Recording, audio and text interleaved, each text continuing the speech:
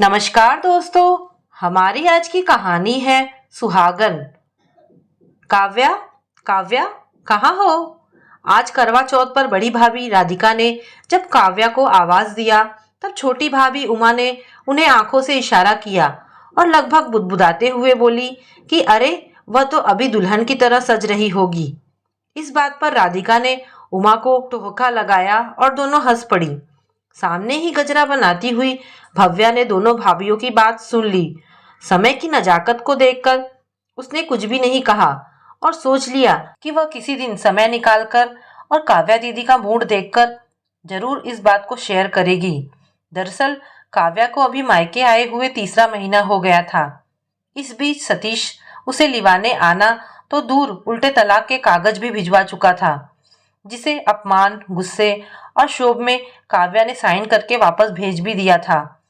हुआ ये था कि काव्या और सतीश की शादी को 3 साल हो गए थे और ना तो इस बीच में काव्या की गोद भरी और ना ही सास और नंदों का ताना देना कम हुआ था।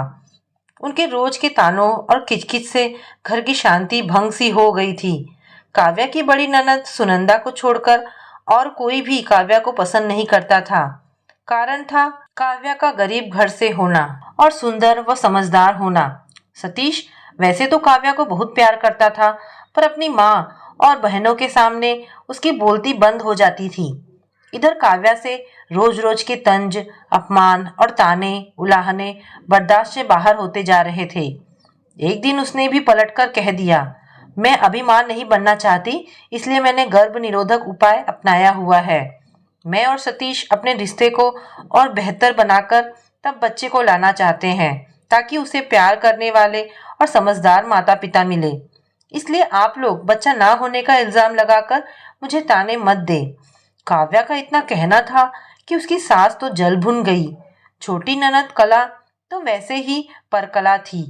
बस दोनों ने बात इतनी बढ़ाई कि काव्या को भी प्रत्युत्तर में जवाब देना पड़ा, जिसे ऑफिस से घर दाखिल होते हुए सतीश ने सुन लिया और काव्या को ही गलत समझ बैठा। दोनों में उस रात जमकर लड़ाई हुई और रात भर की जागी सूजी आंखें लेकर काव्या जब मायके की दहलीज पर आ खड़ी हुई, तो आगे बढ़कर छोटी बहन भव्या ने काव्या को गले से लगा लिया था। दोनों पति और पत्नी अलग अलग रह रहे थे, इसलिए उनके तलाक की कार्यवाही पूरी नहीं हुई थी। पर मन का मन से तलाक कहाँ होता है। काव्या मन से सतीश से अलग हो नहीं पा रही थी। वह मन से सतीश से इतना जुड़ी हुई थी कि उसकी जगह किसी और को सोच भी नहीं सकती थी। कोई उसके सिंदूर लगाने पर टोकता तो उसके पास अपना तर्क था कि अभी सतीश जिंदा है और जब तक मेरा सुहाग जिंदा है मैं सुहागन हूँ। उसके तर्क और बेहद भोलेपन भरी बात का भाभियां मजाक उड़ाती, पर उसकी छोटी बहन भव्या अपनी दीदी का मन अच्छे से पढ़ पाती थी। एक दिन भव्या ने काव्या से कहा कि दीदू, जब आपको जीजू की इतनी याद आती है तो उन्हें फोन क्यों नहीं कर लेती हो। तब काव्या कहती, जोश जोश में सबके कहने में आकर उनको तलाक तो दे दिया, अब उनसे बात किस मुंह से करूं। भव्या अपनी दीदी के अनहद प्रेम को देखकर चकित हो जाती। अब काव्या की बात ले तो वह सच में अभी भी खुद को सतीश की पत्नी मानती थी और वह सतीश को भूल ही नहीं पाई थी। वह सोचती थी कि तलाक तो उसके और सतीश के रिश्ते का हुआ है, पर इन कागज के टुकड़े सिर्फ हस्ताक्षर करने पर दिल से प्यार थोड़ी खत्म होता है। आज करवा चौथ था और काव्या सोच रही थी कि अगर आज वह सतीश के साथ होती तो कितना सस्ती सवरती तैयार होती। सतीश तो निहारता रह जाता और कहता कि तुम कितनी सुंदर लग रही हो, बिल्कुल नई दुल्हन की तरह। सोचकर काव्या की आंखें छलक आई थी कि आज अगर वह और सतीश साथ होते तो कितने खुश होते। वैसे काव्या को एहसास हो रहा था कि अगर वह सतीश के साथ होती और दोनों एक दूसरे को समझने की कोशिश करते। फालतू घर तोड़ू सलाह देने वालों लोगों ने दोनों को अलग करके ही दम लिया था। आज करवा चौथ के दिन उसे सतीश की बहुत याद आ रही थी। शायद सतीश भी मुझे याद करता ही होगा। काव्या सच संवर कर अपने आप को शीशे में देखते हुए अपने आप ही बुदबुदा रही थी। वह सतीश की याद में इस कदर खो गई कि उसे ध्यान ही नहीं रहा कि कब दरवाजे पर भव्या के साथ सतीश आकर खड़ा हो गया था। भाव विहल होकर काव्या सतीश से लिपट गई और कहने लगी, मुझे माफ कर दो सतीश, मैं तुम्हारे बिना नहीं रह सकती।